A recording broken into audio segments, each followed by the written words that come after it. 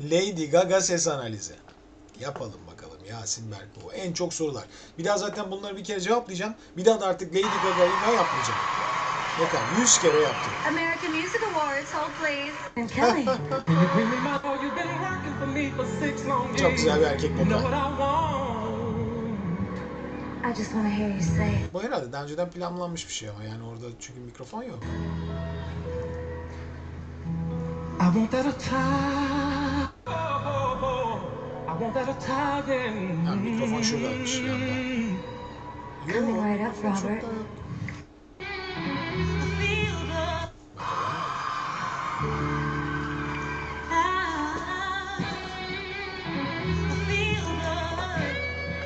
Peki güzel bir giriş. Zaten Lady Gaga biliyorsunuz şarkılarını kendi yazan bir şarkıcı. Güzel de enstrüman çalıyor. Ve müzisyen şarkıcıyla karşı karşıyasınız.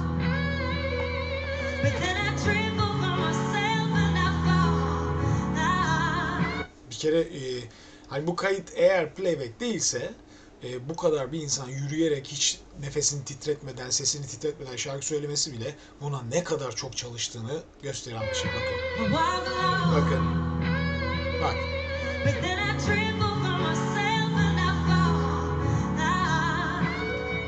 Yani hiç bir şey hissediyor musunuz?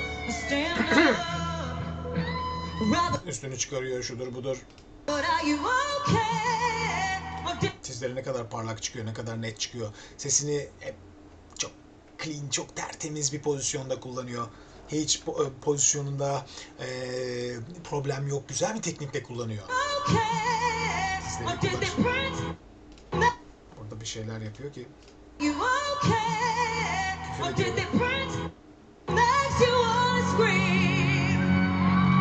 Güzel.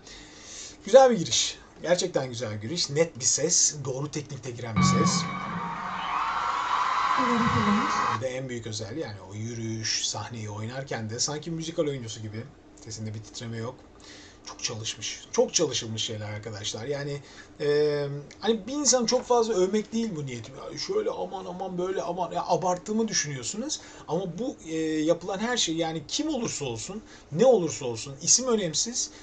Çalışılmış bir şeye emeğine değer vermek zorundasınız ve son derece fazla çalışıldığını görüyorsunuz zaten. 1, 2, 3. Bir anda dans başladı gördüğünüz gibi. Yani şu şekilde dans ederek şarkı söylemek çok zor bir şey arkadaşlar. Hiç görüldüğü kadar kolay değil yani. En ufak bir nefes titremesi duymuyorsunuz değil mi? Yani bunu yapabilmek için yani bir ömür boyu çalışmak gerekiyor işte zaten. Anca öyle olur. Tamam arkada bir sürü back vokal var sürekli. O back vokaller olmasa zaten vokalistin defoları çok kolay ortaya çıkar. Onları kapatmak için zaten şarkı söylerken o back vokaller hep destekliyor sesi.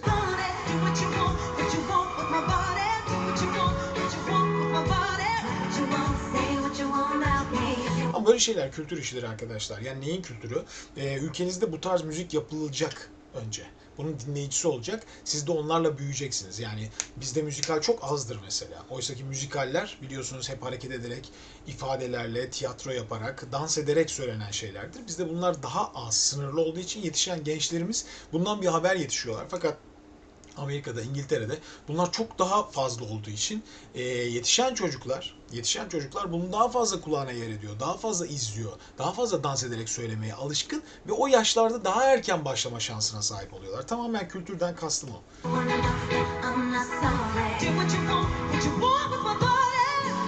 Zaman zaman gırtlağına da sıkarak. Evet, müzik playback geldi belli zaten, half playback ama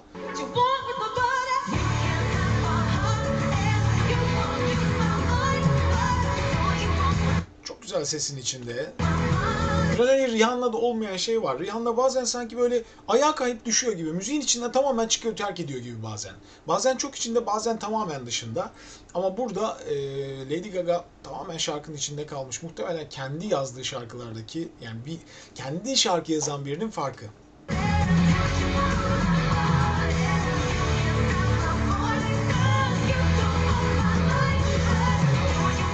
Müthiş. Ya gerçekten çok çok iyi kullanıyor sesini. O tizlerdeki gırtlak sıkmaları, tüm tona o kadar rahat hakim ki. Oysa çok orta ve üst tize doğru bir tonda söylüyor bütün şarkıyı. dikkat edin, ağız açıklıklarına dikkat edin. Haftalardır hep söylediğim şeyler. Ağlar, life.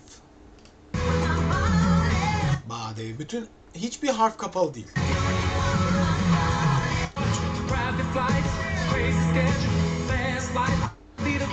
Lady Gaga'lı kısma geliyorum. Zaten harika bir erkek vokal sesi gerçekten.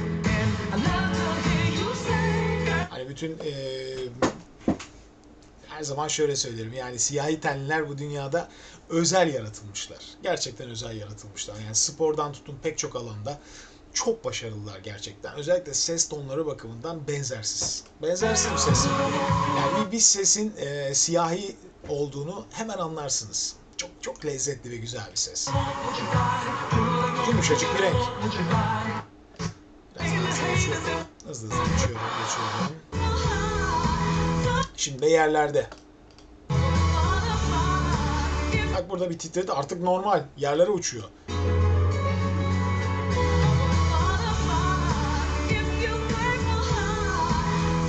Müthiş. Yerdeyken bile bakın, Break My Heart derken elini diyaframına götürüşüne bakın. Kontrol ediyor çünkü. Hem tiyatro oyunun içinde yaptığı bir şey ama bir yandan da aynı şekilde onu kontrol ediyor.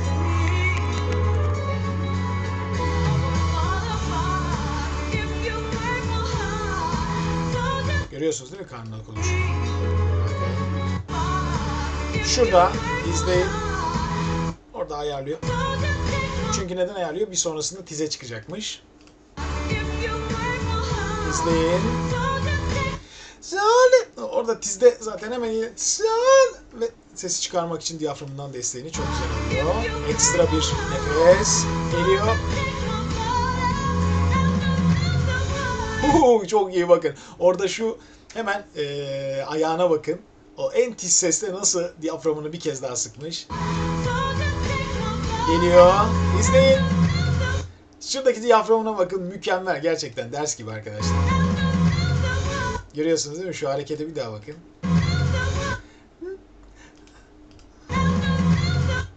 Müthiş. Bu diyafram sıkışı. Resmen eğitim gibi şu anda. Zaten hani üzerine fazla bir şey de yoksa gayet rahat şekilde diyaframını görebiliyorsunuz. Müthiş. Resmen oradan nefesi vurmuş. Kolay değil. Hiç kolay değil. O şekilde sürekli şarkı söylemek. Arkadaşlar, hayatınızda... bu geçenlerde Hande Yener'i incelemiştik kanalda. Hatırlıyor musunuz? Hande Yener'de böyle bir sahne vardı piyano üstünde. Acaba Hande Yener bunları mı izliyor?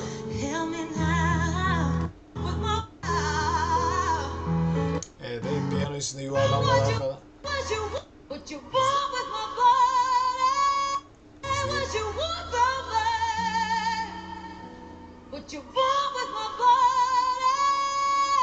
Ağız açıklıklarına bakın. Gerçekten bütün iyi şarkıcıların hepsinde var olan klasik özelliklerin hepsi onda da var. Yani ağız açmalar, nefes kullanmalar, çok uzun yıllar aynı şeye defalarca çalışmalar. Sol tarafta da onun küçüklüğü gözüküyor. Yani işte küçük yaşlarda müzisyenliğe adımını çoktan atmış.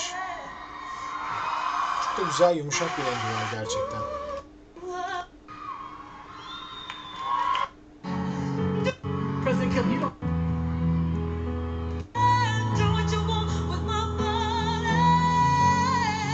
Bakın.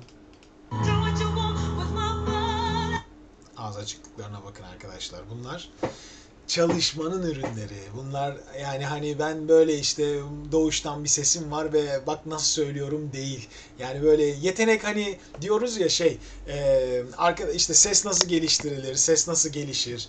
Efendim işte benim sesim öyle mi? Arkadaşlar bu gördüğünüz şey büyük, uzun yıllarca çalışmanın ürünü.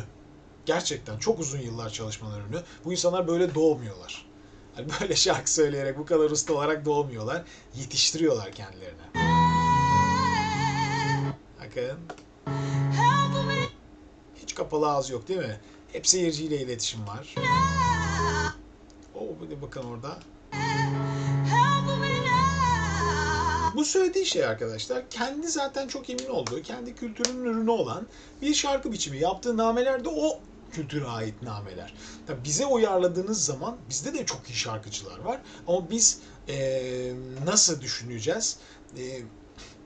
Tamamen bir yerleşik kültürle alakalı. Yani çocukluktan gelinen nokta. Bizde bu şekilde ilerlemiyor. Bizde hakikaten işte benim doğuştan sesim güzel ve ben şarkı söylüyorum diye gidiyor. Yani işin içine biz eğitimi küçük yaşlardan itibaren çok katamıyoruz. Katamadığımız için de hep eksikler oluyor. İnsanlar sahnede öğrenmeye çalışıyorlar. Bir sürü hatalar oluyor. Şudur budur. Hiç kimse müziği bir yaşam biçimi haline getiremiyor. Kolay kolay getiremiyor. Çok da normal. Mükemmel bir performans. Gerçekten mükemmel bir performans. Evet, sonunda Lady Gaga'nın da analizini yaptım ya. Benden mutlusu olmaz. Peki.